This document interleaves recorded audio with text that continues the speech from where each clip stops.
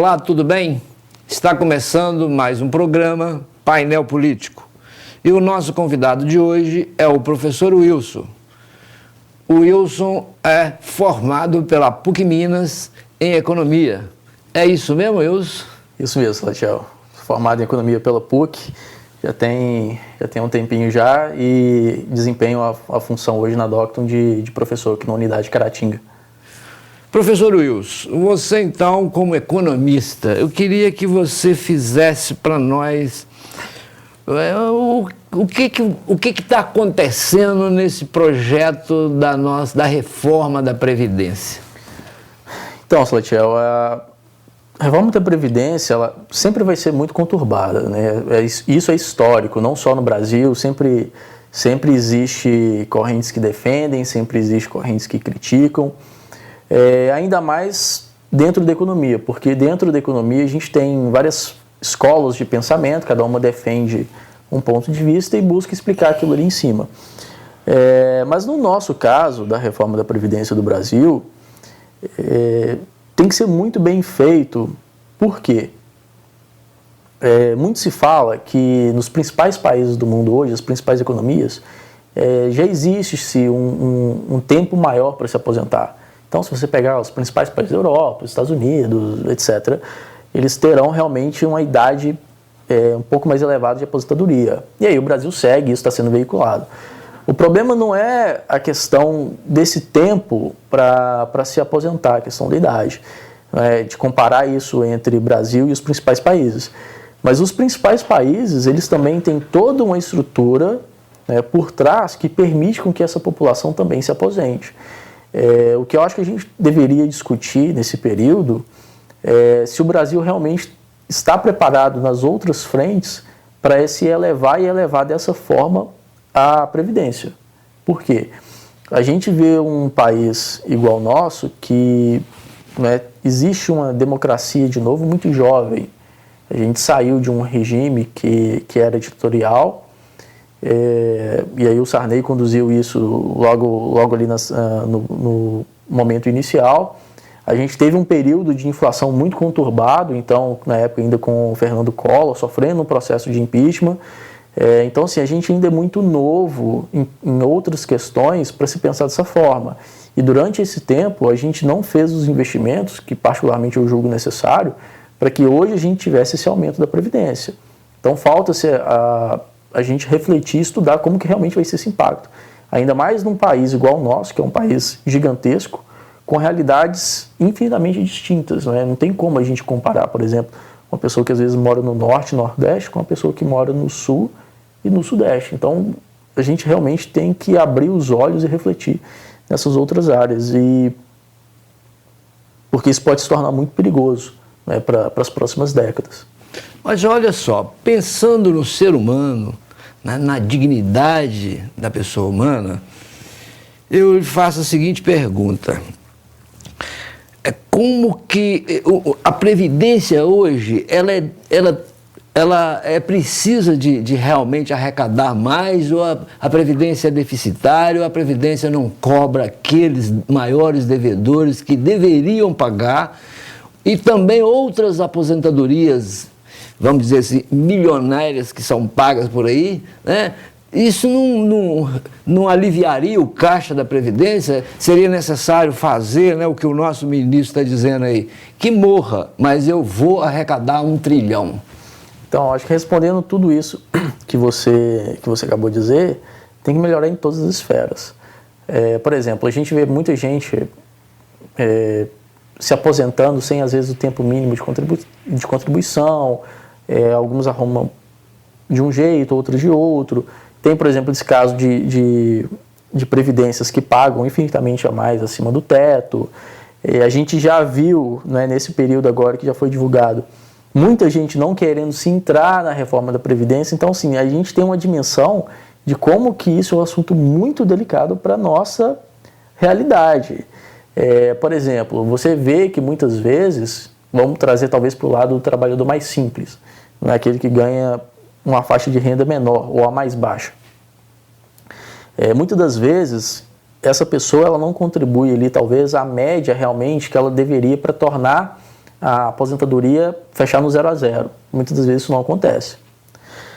Mas essa pessoa, muitas das vezes, ela não contribui porque o Estado não dá a possibilidade dela contribuir. Como que o Estado não dá a possibilidade dela contribuir? O Estado não dá a possibilidade daquela pessoa realmente ser inserida no mercado de trabalho, realmente ser contratada de fato com toda a legislação trabalhista para ele poder arrecadar. Então isso é extremamente complicado, até porque essa pessoa que às vezes vai se aposentar hoje a 65 anos, dependendo de onde ela estiver, a expectativa de vida dela não chega a 65 anos. Né? Essa pessoa que às vezes vai se aposentar com 65 anos, ela não consegue, nessa idade, desempenhar o trabalho que ela sempre fez a vida toda. E o Estado, né, a complexidade da nossa economia, na maioria das vezes, não dá brecha para essa pessoa migrar para o outro lado. O que seria essa complexidade econômica? Oferecer alternativas diferentes daquele trabalho que ela desempenha hoje. Então, assim, imagina que eu trabalho hoje no setor de logística. Eu fui educado, eu sempre estive nessa esfera. O setor de logística hoje não está legal, não tem empregabilidade, mas eu consigo migrar para uma outra área porque tem oferta de emprego em outra área. O Brasil não tem. Né? A gente passou por um processo, desde o Plano Real, da nossa complexidade econômica diminuir. Então você está muito mais refém daquela área que você atua do que em outros países.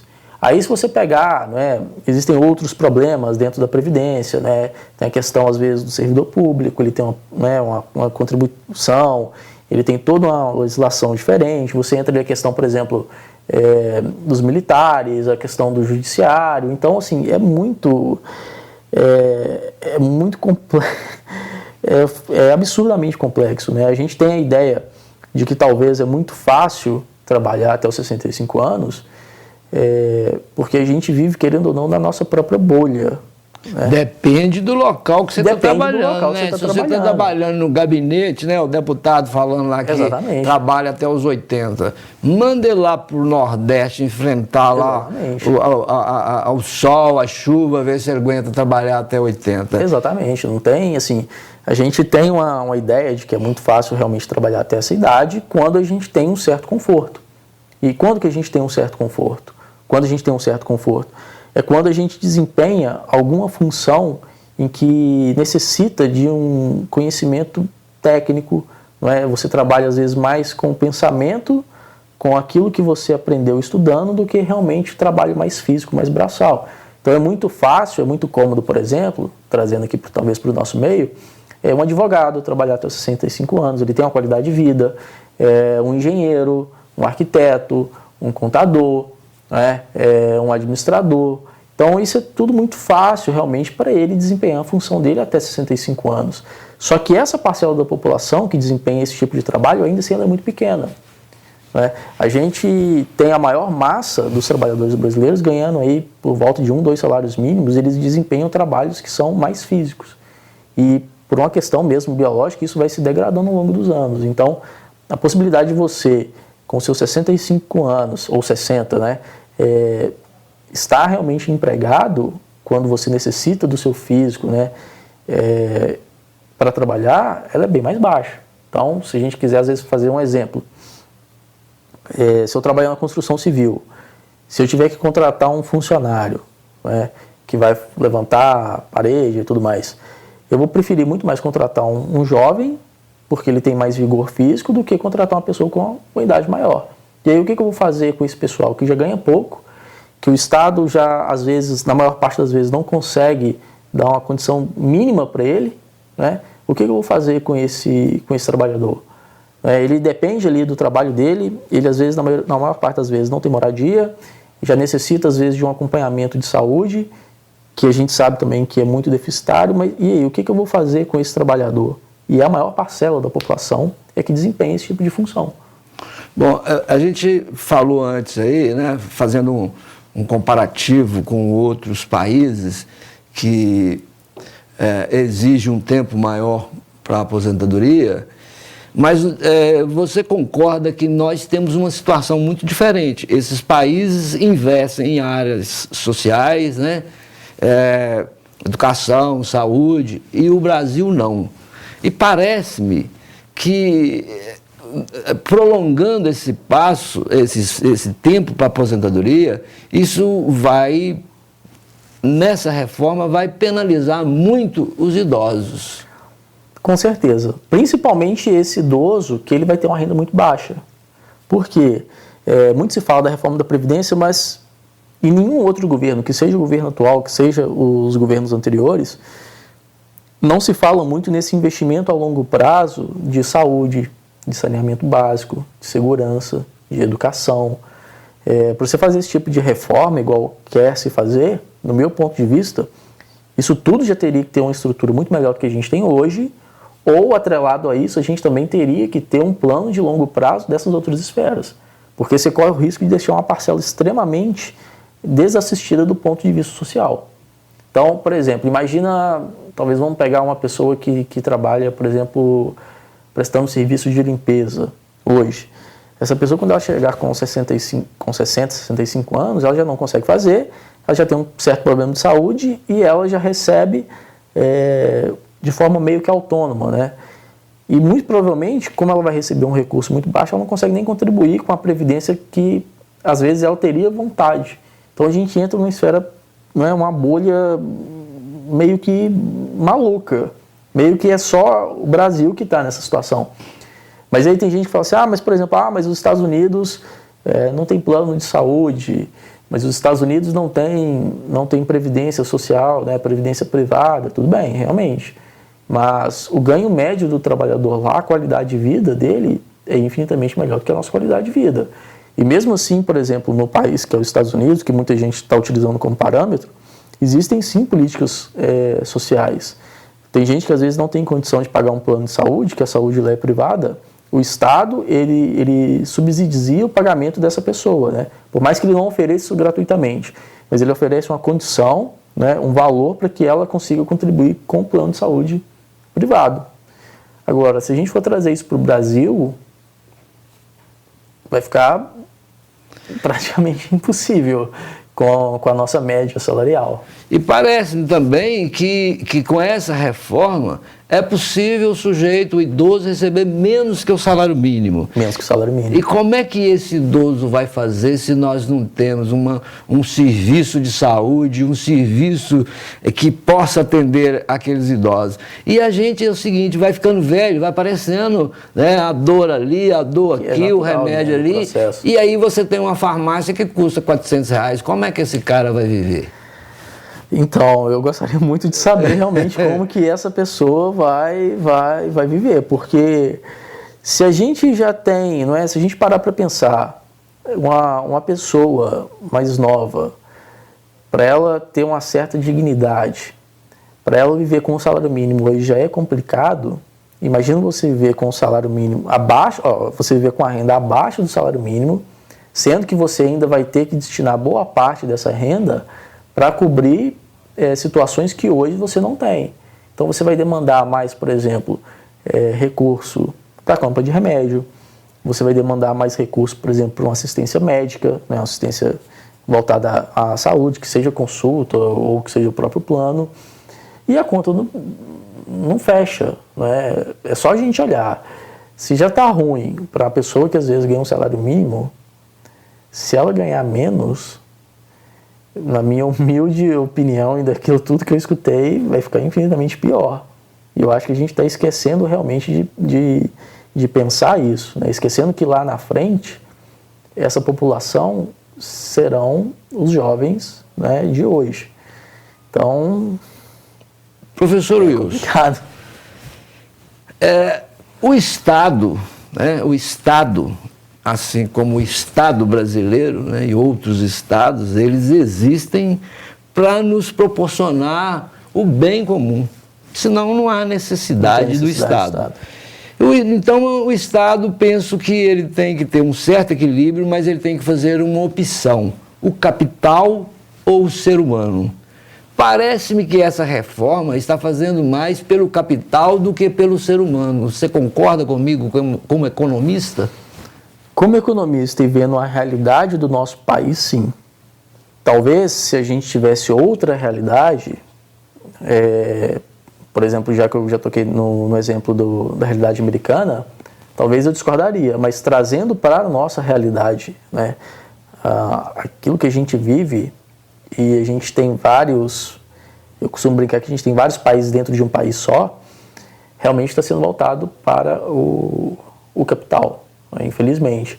E não tem nenhum problema da gente querer ganhar dinheiro, né? Tem muita gente que confunde isso. O problema é como que a gente vai ganhar esse dinheiro. Se a gente vai ganhar realmente de uma forma que vai contribuir para toda a sociedade, ou se a gente vai ganhar dinheiro explorando a sociedade.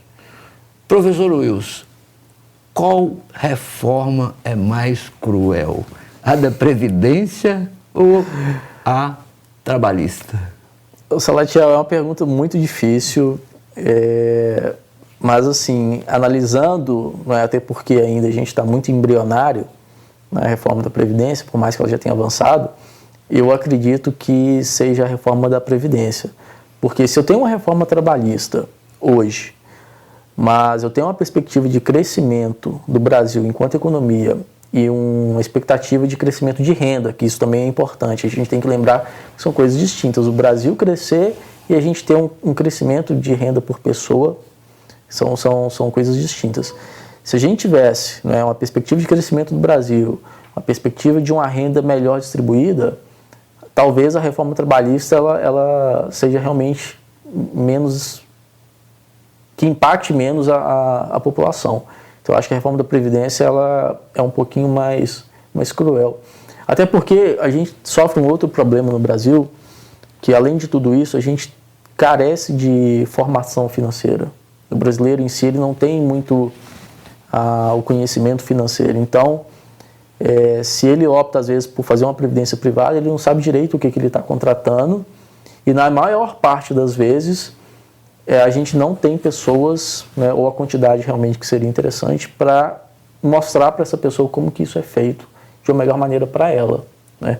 Quem às vezes vai trabalhar com a questão da previdência, infelizmente, está mais preocupado realmente em bater ali a sua meta do que orientar aquela pessoa que está querendo contratar para que ela tenha ali um final de vida mais digno, né? Professor Wilson, você entende que essa reforma da Previdência é uma ponte para termos uma Previdência privada? Ou seja, vamos entregar para os bancos? E já está acontecendo, né?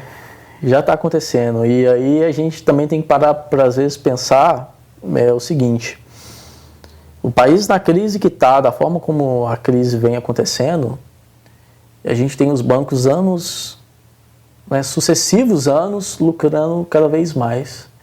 Então, para a gente entender como que a situação do Brasil ela é muito particular, né? A gente tem um mercado, por mais que a gente tenha aí por volta de 140 bancos, que ainda assim é muito pouco, né? Se você pegar, já que a gente está parametrizando os Estados Unidos tem infinitamente mais, isso não chega a 10% do que os Estados Unidos têm de banco, mas a gente tem mais de 140 bancos, sendo que 5 bancos dominam mais de 70% desse mercado. Então, assim, é um mercado extremamente concentrado e é ele meio que dita a regra desse mercado. E ainda bem que nessa situação a gente tem dois bancos estatais. Na verdade, a Caixa é totalmente estatal, o Banco do Brasil Capital Misto, que dependendo do momento a gente às vezes consegue usar para poder ditar as regras do mercado, né? Às vezes abaixar a taxa, porque se você deixar tudo privado sem concorrência, ou com pouca concorrência, a tendência é de que isso vire um oligopólio, às vezes forma-se ali um cartel, alguma coisa nesse sentido, e tudo se aumente, né? Tudo tenha valores exorbitantes, que acaba acontecendo, né? Cheque especial hoje no Brasil é muito caro, cartão de crédito hoje no Brasil é muito caro, porque a gente realmente não tem uma concorrência para que isso fique pelo menos ali humanamente praticável para a maior parcela da população. Professor Wilson, alguns estudiosos, né, dizem que a nossa reforma da Previdência é semelhante à reforma que foi feita no Chile. Sim. Você concorda? Salatiel, se ela continuar dessa forma, sim. E aí a gente pode, às vezes, acabar na mesma situação que o Chile, ou talvez pior. Isso vai depender de como que a gente vai conduzir o país daqui para frente também. Mas realmente a gente tem casos no Chile de pessoas, né, idosos que ganham um salário mínimo, um salário abaixo do mínimo, né, um percentual abaixo realmente do salário mínimo, dependendo ali de como é que ele conduziu a vida dele do trabalho até chegar aposentado. E são pessoas hoje completamente desassistidas. Então, realmente sim, existe essa perspectiva. Como também existe a perspectiva de tudo, às vezes, dependendo de como que a gente vai tratar a nível Brasil, tudo melhorar. Mas talvez a gente pegar de forma histórica, eu ficaria um pouco pessimista. Eu acho que aí realmente a gente vai ter um problema social lá na frente. Vamos ser pessimistas. Qual a possibilidade, não vou falar nem da possibilidade, qual a possibilidade de dar certo? Pelo histórico que a gente tem como país, como sociedade, eu acho que é mínimo. Mínimo. Pelo histórico então que a gente tem. Podemos esperar, né, que nós vamos ver aí idosos passando dificuldades como estão passando no Chile? Sim, a gente já passa isso hoje no Brasil, nessa fatia, porque a gente às vezes vive numa situação que não nos permite ver realmente isso. Mas hoje... Se você for nos lugares, talvez, aqui mesmo em Minas, né? Dependendo do lugar que você for, Minas, Nordeste, ali, o Vale de Jequitinhonha para cima, você já vê situações que são deploráveis. Sim, mas hoje nós temos uma garantia constitucional de que ninguém receba menos do que o salário mínimo. Com essa reforma, nós vamos rasgar mais uma vez a Constituição e vão poder pagar, né, esses proventos abaixo do salário mínimo. Isso, para mim, me causa muito espanto. Não, causa espanto a qualquer um que para poder refletir isso, né? Assim, eu tenho muita preocupação de quem vai chegar lá na frente dessa forma, porque se chegar lá na frente dessa forma, para poder às vezes reverter isso, não vai conseguir. Se você fizer às vezes esse tipo de reforma em algum outro país, vamos talvez pensar na França.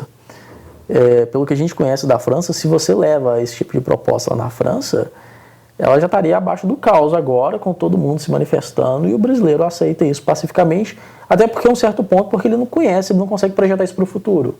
E ele talvez sofre talvez de uma cegueira de achar que aquilo não vai acontecer com ele. Mas na maioria das vezes é o que acaba acontecendo. Eu entendo sim a necessidade da manifestação, mas infelizmente, não sei se você concorda comigo, os nossos representantes, né, deputados e senadores, eles não estão nem um pouquinho preocupados com isso, né? Já se fala, não sei se é verdade, né, na possibilidade até de adiantar as emendas parlamentares para que os nossos... Eu vi isso. Né? E aí o povo fica meio frustrado, né? Eu brigo aqui, mas o cara que me representa... Você não acha que esse problema nasce lá no voto, não? Não, com certeza nasce no voto, não é? Mas é tudo muito complexo no Brasil, mas realmente isso nasce no voto, porque... a maioria dos brasileiros às vezes realmente não para poder refletir naquela pessoa que ele está votando, né? Se aquela pessoa já foi envolvida em algum processo ou não, qual que é a história daquele candidato. Realmente isso nasce lá no voto. Se a gente tivesse essa educação enquanto nação, o Brasil com certeza ele estaria infinitamente melhor. Se a gente pegar, a gente sempre teve historicamente, né, desde quando a gente realmente começou a se formar como país, a faca e o queijo na mão. A gente vive num país que, de forma, questão climática, é maravilhoso, tem riqueza natural, né? A gente tem reservas minerais, reservas de petróleo, a gente tem tudo, mas é como se a gente jogasse tudo no ralo. Era para a gente ser hoje mais ou menos o que os Estados Unidos hoje representa a nível mundial. Mas historicamente, a gente sempre jogou isso pelo ralo. E muito desse processo a gente fez nas últimas décadas através do voto, né? Então, realmente isso passa pelo problema da população em querer realmente saber votar. A gente às vezes tem um probleminha de achar que eu vou votar só naquilo que me favorece e esquece de pensar no coletivo também. Ok, professor Wilson, eu agradeço a sua presença e agradeço a você, telespectador, a sua audiência e até o nosso próximo programa Painel Político.